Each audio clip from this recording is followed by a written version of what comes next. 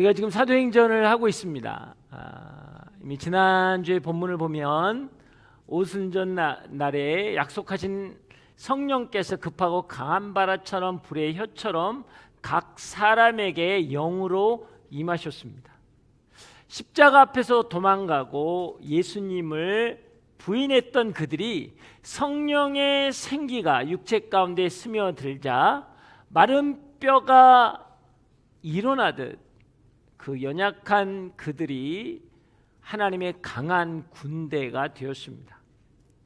우리가 알다시피 그들은 갈릴리 출신으로 평범한 사람들이었습니다. 그러나 성령의 충만함으로 말미암아 하나님의 크신 일을 선포하는 비범한 사람들이 되었다라는 것이에요.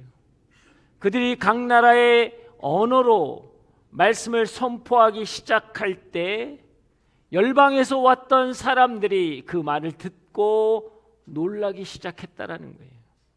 성령의 시대를 그리고 땅끝까지 복음을 선포하라는 하나님의 말씀의 선포가 여러분 오순절 성령 사건을 통해서 시작되었다라는 것이죠.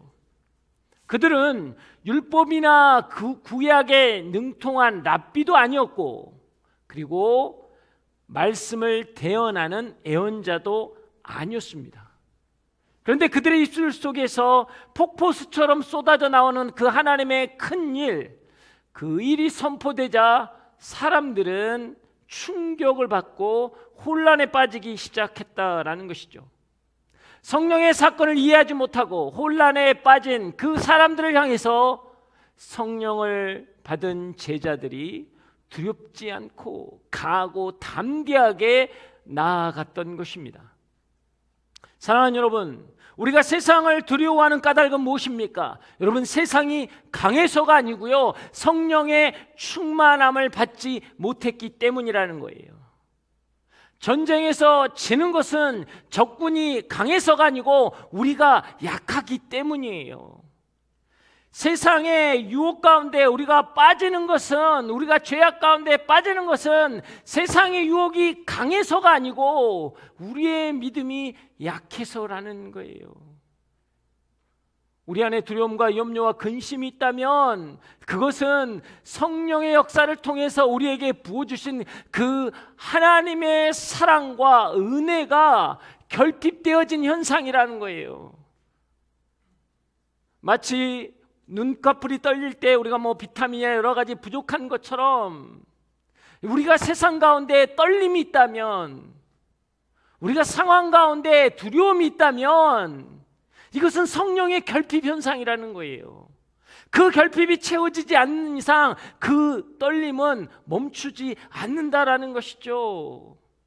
그래서 성령의 임재가 있는 예배는 우리를 강하게 만드는 거예요. 우리를 담대하게 만드는 거예요. 세상의 떨림으로부터 우리는 강한 용사가 될 수 있다라는 것입니다.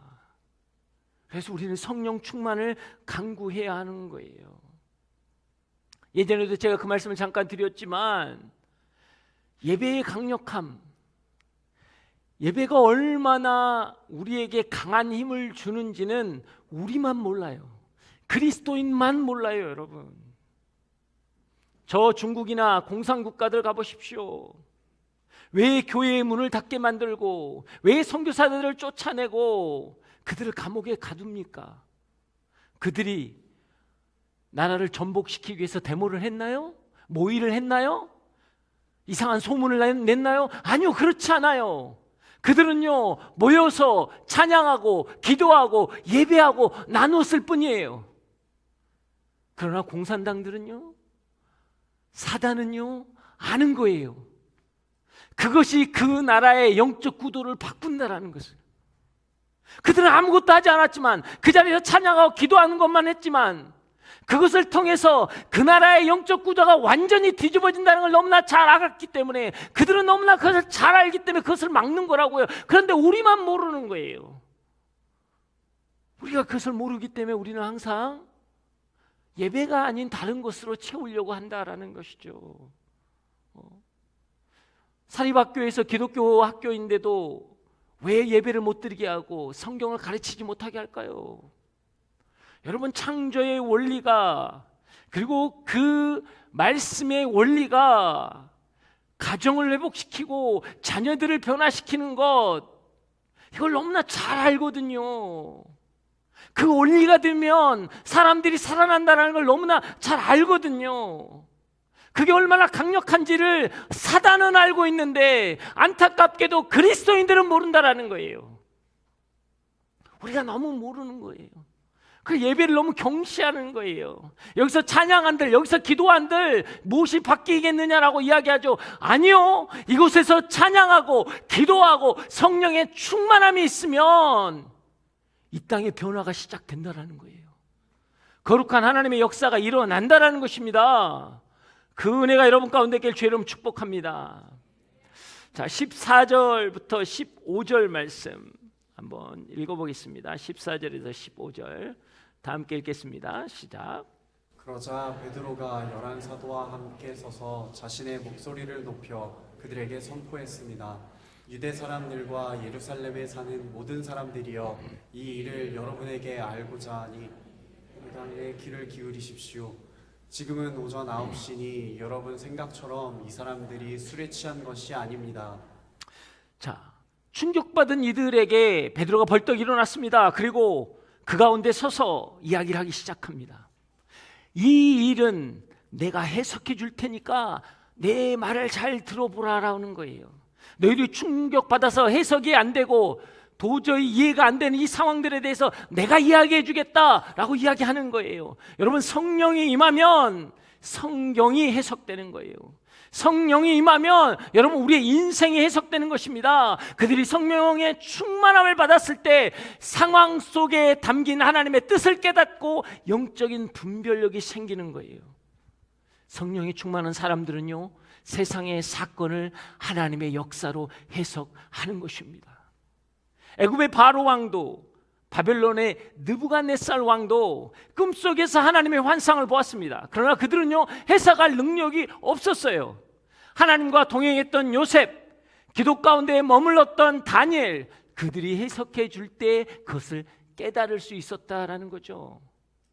여러분, 만약에 그 두 왕이 해석을 듣지 못했다면 그건 단지 앞으로 일어날 풍령과 흉령과 여러분 제국의 흥망성쇠에 대한 그냥 스토리예요. 그냥 제국의 역사라고요. 그냥 경험하면서 이렇게 지나가겠지라고 제국의 역사를 그들은 써나가고 끝났을 거예요. 그런데 요셉과 다니엘을 통해서 그것은 하나님의 구속사라는 것을 듣게 되었다는 거예요. 어떻게 풍년이, 어떻게 흉년이, 나라가 일어나고 나라가 지고 하는 것들, 그것은 힘의 원리잖아요. 아수르보다 강한 바벨론이, 바벨론보다 강한 페르시아가, 페르시아보다 강한 그리스가, 그리스보다 강한 로마가, 이건 힘의 원리의 제국의 역사거든요. 그런데 하나님은 그렇게 이야기하지 않으셨어요. 이것은 제국의 역사가 아니라 하나님의 구속의 역사다라고 선포했다라는 것입니다. 사랑하는 여러분, 이 땅에서 일어난 징조들은 그냥 일어난 사건들이 아니라는 거예요. 성령의 사람들은 이 땅에서 일어난 사건들을 보면서 여러분 제국의 역사를 써나가는 게 아니고요, 하나님의 구속사를 써나가는 것입니다. 시대가 그러기 때문에요, 상황이 어려웠기 때문에요, 경제가 힘들기 때문에요, 우리는요 그러면 제국의 역사를 써나갈 수밖에 없어요. 제국의 역사하니까 대단한 것 같지만요, 그 역사는 무엇입니까? 나를 이력서로 판결하는 거예요. 내 경력이나 내 어떤 능력이나 내 실력을 내가 평가해서 그 안에서 살도록 하는 거예요. 우리는 그것을 열심히 써나가는 거죠. 나는 이런 형편밖에 안 되니까, 나는 이런 능력밖에 안 되니까, 나는 이런 것밖에 가진 게 없으니까. 아니요, 때로는요 많이 가진 사람들은요 그래서 갑질하는 거예요. 왜? 내가 가진 자로서 누려야 하니까. 이게 제국의 역사거든요. 그렇게 인생을 살아가는 거예요. 그런데 여러분, 하나님은 그걸 원하지 않는 거예요. 여러분, 제국의 역사는요, 실수는 실패라고 기록하는 거예요. 여러분의 인생에서, 여러분의 직장이나 여러분의 학교나, 내가 때로는 그래요, 방황하다가 학교를 제대로 못 갈 수도 있고요, 좋은 대학을 못 갈 수도 있어요. 근데 그 실수를 뭐라 그래요? 실패라고 기록하는 거예요. 이력서에는 좋은 대학을 못 나왔기 때문에, 너가 돈이 없기 때문에, 실력이 없기 때문에 라고 실패로 기록한다라는 거죠. 여러분의 가치에 대해서는요, 얼마 만에 가격을 붙인다고요. 가격으로 여러분을 평가하는 거예요. 얼마짜리냐라는 거예요. 얼마나 능력 있냐는 거예요. 얼마나 똑똑한 자냐라고 이야기하는 것이죠. 여러분, 이게 제국의 역사예요. 그래서 흥망성쇠는 힘의 원리로 끝났거든요. 근데 구속사는요, 여러분 그렇지 않아요. 구속사의 성경은 뭐라고 이야기합니까? 어리석은 자를 택하여 지혜로운 자를 부끄럽게 하는 거예요. 약한 자를 택하여 강한 자를 부끄럽게 하는 것입니다. 천하고 멸시받는 그 사람을 택해서 있는 자를, 잘난 체한 자를 부끄럽게 하겠다고 오늘 성경은 이야기하는 거예요. 여러분의 실수를 실패하지 않고 여러분이 실력되게 하신다라고 말씀하시는 거예요. 부자의 큰 돈보다 과부의 두렙돈이 더 크다라는 거죠. 가치를 가격으로 매기지 않는 거예요. 여러분, 이게 구속사라고요. 구속사하니까, 신앙하니까 우리는 자꾸 그렇습니다. 내가 부족하고 연약하고 내가 착하게 살고 바보처럼 살아야 되고 힘없이 살고 가난하게 살고 이게 은혜라고 생각하는 거예요. 아니요, 그렇지 않아요. 구속사는 다른 거예요. 여러분의 연약함을 들어서 강한 자를 부끄럽게 하는 거예요. 이게 하나님의 놀라운 역사라는 것입니다. 그 은혜가 여러분 가운데 있길 주의 이름으로 축복합니다. 그래서 예수님도요, 마태복음 24장에서 이렇게 말씀하십니다. 민족과 민족이, 나라가 나라가 서로 대적하고 전쟁이 끊이지 않을 것이다. 곳곳에서 기근이나 질병, 지진이 일어날 것이다. 그리고 거짓 선지자들이 불법을 행하며 사람들은 그것 때문에 사랑이 싫고 서로를 미워하는 세대가 일어날 것이다. 더 악해질 것이다. 더 힘들어질 것이다. 더 어려워질 것이다 라고 이야기하는 거예요. 여러분, 세계 각지에서 일어나고 있는 환경 파괴나 기상현상, 이변현상들이나 지진이나 기근이나 코로나 같은 여러분 바이러스나 전쟁을 보면서 여러분은 무엇을 생각하십니까? 더 힘들어지고 있다, 더 어려워지고 있다만 이야기하십니까? 여러분 무엇을 생각하냐는 거예요. 오늘 저는 두 가지를 예언할 수 있습니다. 확실하게 예언할 수 있어요. 세상은 더 악해질 것입니다. 세상의 재앙은 더 할 것입니다. 더 힘들어질 것입니다. 여러분, 그것은요, 마태복음 24장에 나와 있는 이야기예요. 더 악해지고 더 힘들어지고 더 어려워질 것이다 라는 거예요. 그러나 동시에 여러분, 하나님의 복음과 부흥이 강력하게 일어날 거라는 거예요. 땅끝까지 복음이 전해지게 될 것이다 라고 이야기한다라는 것이죠. 이게 오늘 성경이 우리에게 이야기하는 것입니다. 여러분, 우리는요, 재앙의 시대, 혼란의 시대에 사는 것 맞아요. 그래서 더 힘들어졌어요. 그러나 또한 우리는 성령의 시대, 부흥의 시대를 살고 있는 것입니다. 세상이 악해지고요, 세상이 어려워진다고 해서 위축되거나 여러분 불평하지 마십시오. 마지막 때에 하나님은 최악의 세상에서 최선의 교회를 선택하십니다. 여러분, 그 비전이 오늘의 교회였어요. 여러분, 최악의 세상 가운데 성령의 역사를 통해 1992년 같은 성령 집회를 통해 폭발적으로 오늘의 교회가 부흥했거든요. 그리고 난 다음에 한 게 뭐예요? 땅끝까지 선교사를 전하기 위해서 파송하고 그 일을 감당해내었던 거예요.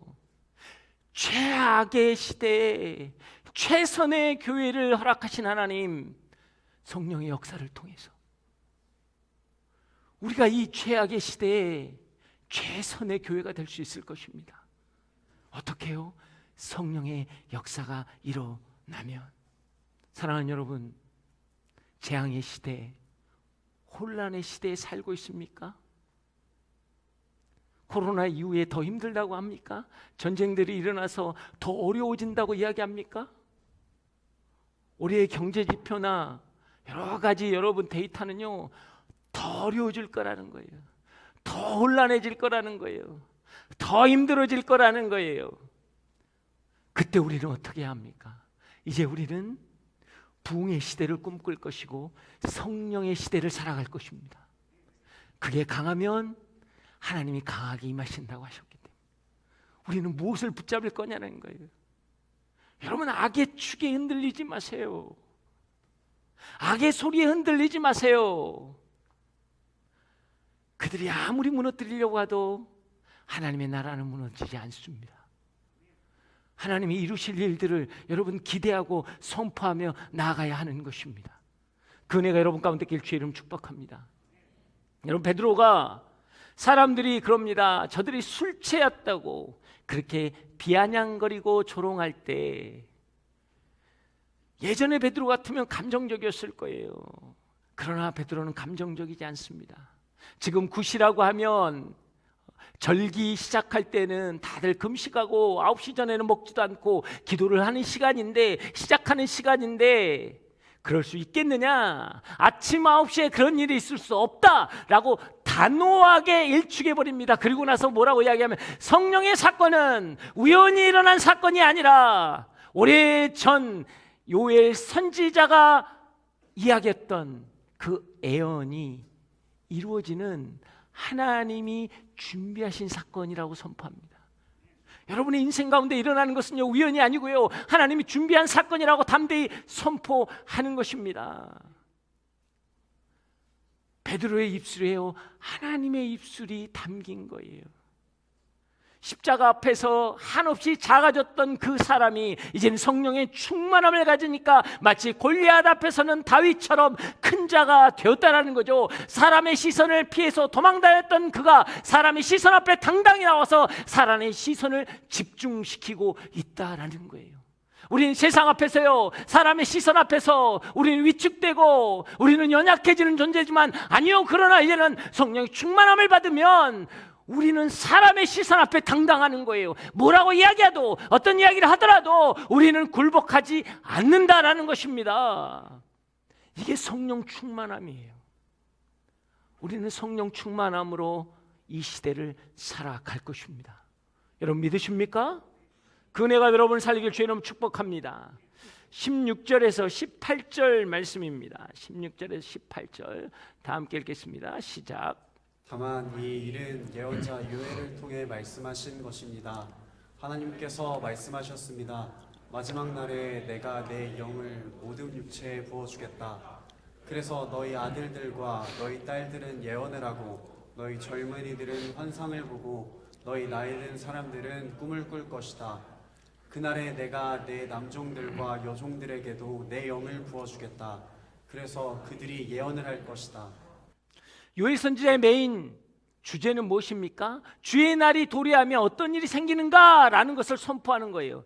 너희들이 놀라고 있는 지금 이 일은 마지막 날에 내가 내 영을 너희에게 부어주리니, 그 청년들이, 그 젊은이들이, 그 자녀들이 예언을 하고 환상을 보고 늙은이들이 꿈을 꾸는 일이 있을 것이다. 남종과 여종에게 하나님의 영이 임하면 그들이 하나님의 나라를 담대하게 선포하며 예언할 것이다. 이 요엘의 예언이 이루어졌다라고 오늘 선포하고 있는 거예요. 단순히 그들이 각 나라의 언어로 말하는 신기한 현상을 뛰어넘어서 땅을 바라보고 있는 그들의 인생 가운데 하늘을 바라보라, 하나님의 언약과 하나님의 꿈과 하나님의 비전이 이루어진다라고 선포하는 거예요. 그 요엘 선지자 예언이 지금 우리에게 이루어지고 있다라고 이야기하는 것입니다. 사랑하는 여러분, 창조 질서가 파괴되고 생명이 경시되고 황금 만능주의로 가치관이 무너지고 죄와 유혹으로 가득 찬 이 세대에 승리하려면 마지막 때에 부어주는 성령의 충만함 가운데 우리는 있어야 한다는 거예요.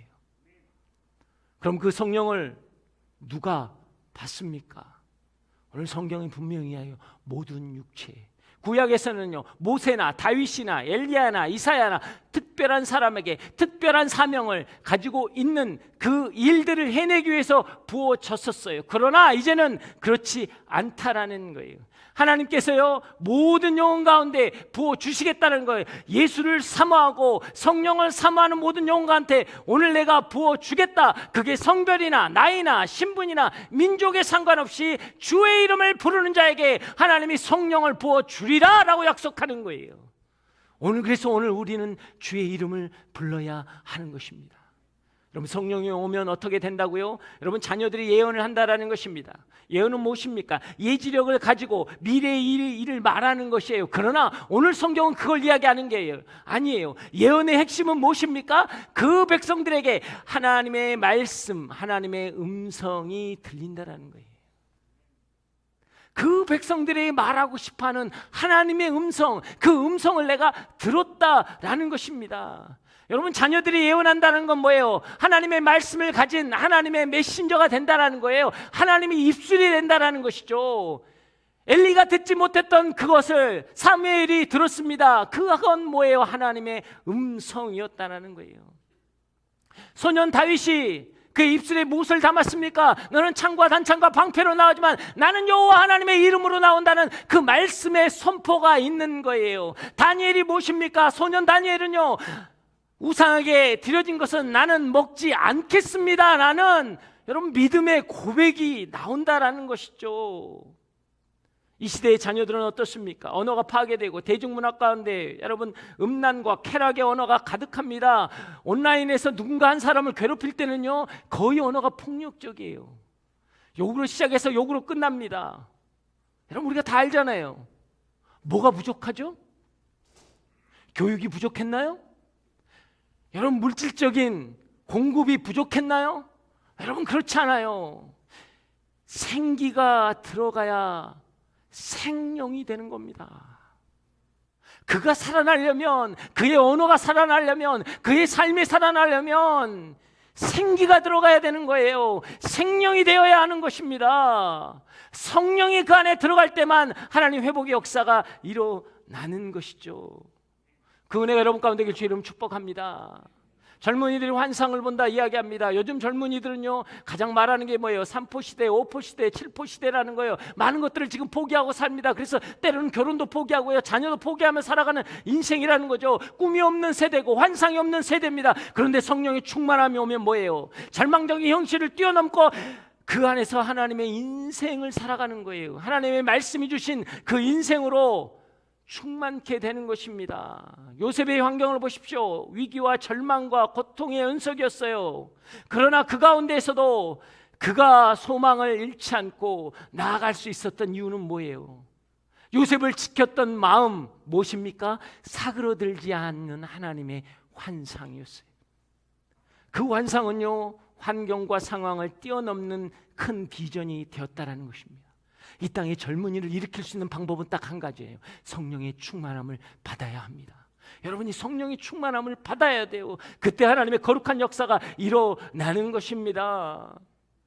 늙은이들이 꿈을 꾼다고 이야기합니다. 실버 세대는요, 꿈꾸는 게 아니라 삶을 정리해야 될 세대이죠. 그러나 그들이 성령의 충만함을 받으면 꿈을 꾸는 거예요. 꿈은요, 젊은이들의 전유물이 아니라는 것이죠. 꿈은요, 우리의 상황이나 우리의 형편이나 우리의 조건에서 시작되는 게 아니고요, 꿈은 하나님의 뜻에부터 시작되는 것이기 때문이에요.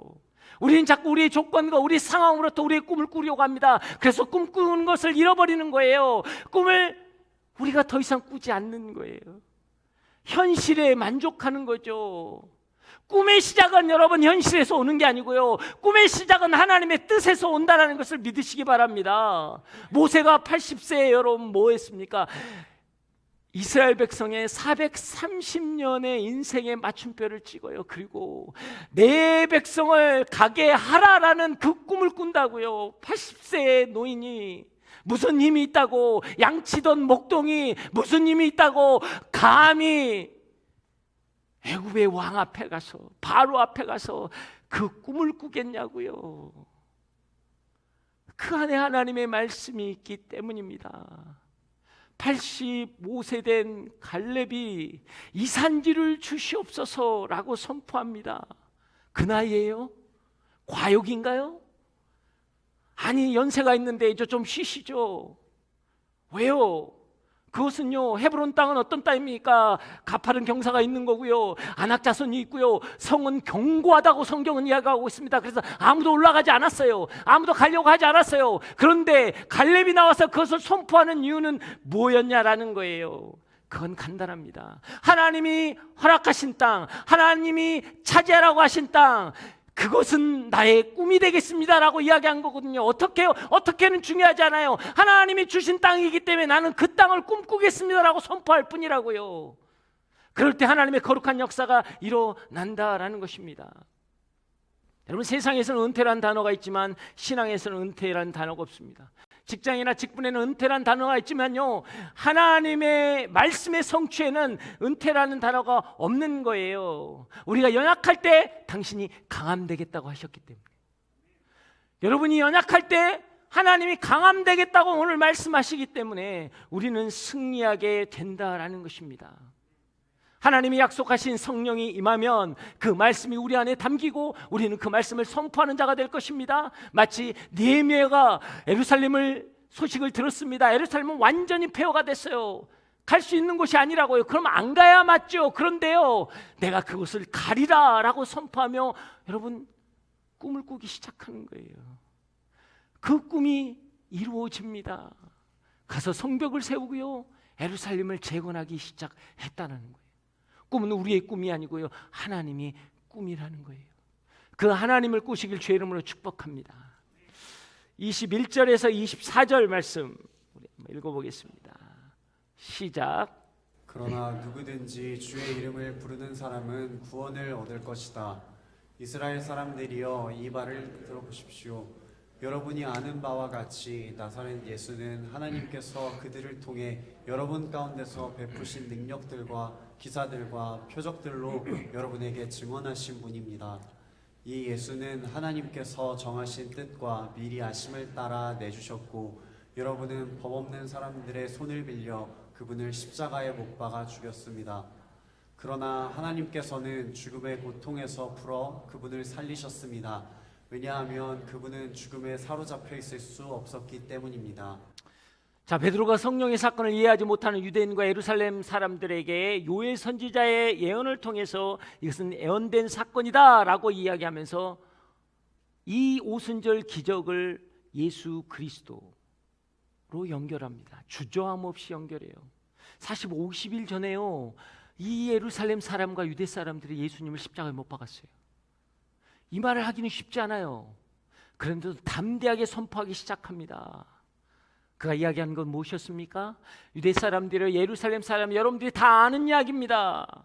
오병이어의 기적이 있었고 귀신을 쫓아내고 죽은 자를 살려냈던 그 예수 그리스도, 그분의 권능과 기사와 표적을 일으켰던 그분, 그러나 그분을 로마 병사들을 통해서 예수님을 십자가에 못 박았습니다. 그리고 여러분이 죽였습니다 라는 거예요. 그런데 재밌는 것은요, 베드로는 이 십자가의 사건을 여러분들이 죽였다라고 이야기하지 않고 하나님이 정하신 일이다, 미리 예비하신 일이다, 준비하신 일이다 라고 이야기하는 거예요. 사람들은 어떻게 알고 있었습니까? 예수님은요, 신성모독이라는 것 때문에 대제사장과 군중들에 의해서, 또 유대인의 왕이라는 내란죄를, 반역죄를 적용해서 여러분 본디오 빌라도와 로마 군사를 통해서 처형당했다라는 거죠. 너무나 잘 아는 거예요. 그런데 베드로는요, 아니라는 거예요. 하나님이 내주셨다라는 거예요. 십자가는 당한 사건이 아니고 하나님이 내어주신 사건이라는 거예요. 세상의 힘의 원리에서 죽은 사건이 아니고 하나님이 허락한 사건이라는 거예요. 이게 지금 베드로의 믿음의 선포라는 것입니다. 사랑하는 여러분, 우리는 당한 인생이 아니고요, 하나님이 허락한 인생이에요. 하나님이 만나게 한 인생이라는 것입니다. 그것을 믿음으로 고백하시길 주의 이름으로 축복합니다.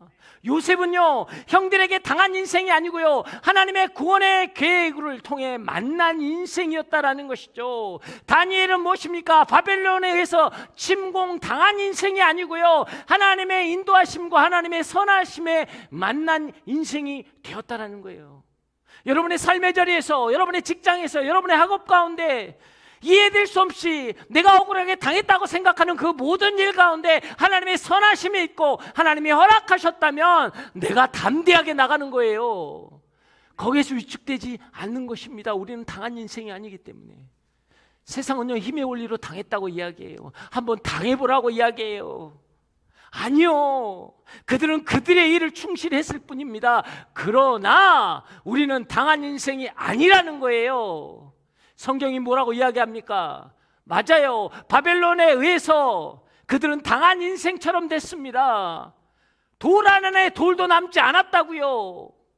하지만 70년 후에 너희는 돌아오리라. 너는 당한 게 아니라 내가 허락한 것이라. 그러면서 뭐라고 그랬어요? 바벨론은 그 값을 치를 것이다. 그 악함에 대해서 값을 치를 것이다. 하나님 분명하게 선포하셨어요. 여러분 억울하지 마세요. 힘들어하지 마세요.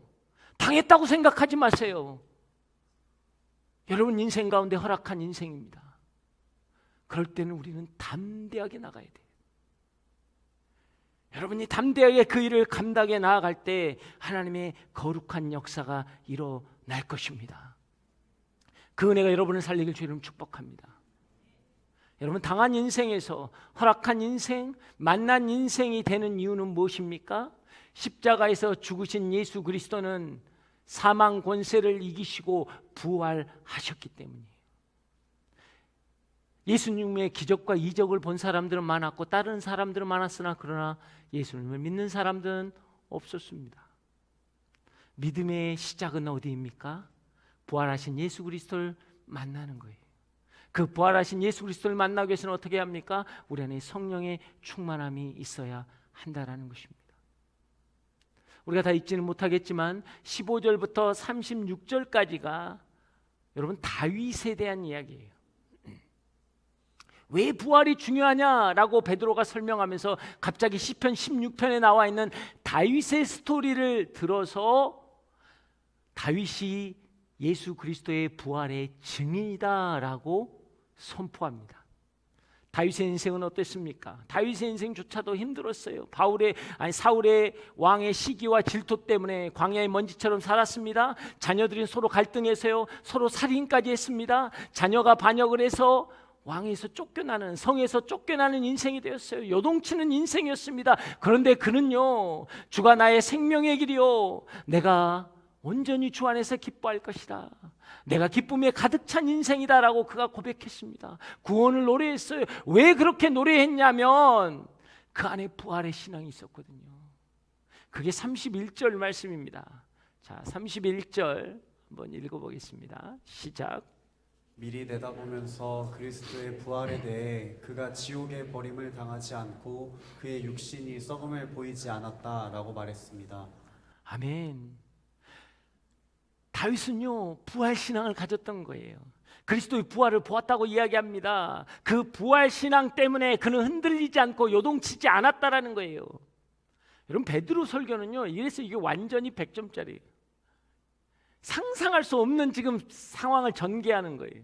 어떻게 했어요? 오순절 성령 사건이 있었습니다. 사람들이 놀라운 거 이게 뭐냐라고 했더니 아니 이거는 그냥 사건이 아니라 이거는 그냥 우연하게 일어난 게 아니라 요엘 선지자를 통해서 이미 예언된 하나님이 준비한 사건이다 라고 이야기하면서 거기서 나온 너희가 기다리는 메시아가 누구냐면 예수 그리스도다 라고 그리스도를 꺼냈어요. 그러면서 그리스도의 삶, 이적과 기적과 표적을 지켰던 그 예수 그리스도의 삶과 함께 그는 당한 자가 아니라 하나님이 허락하신 십자가를 지셨다라는 예수 그리스도의 죽음과 함께 예수 그리스도의 부활을 선포했어요.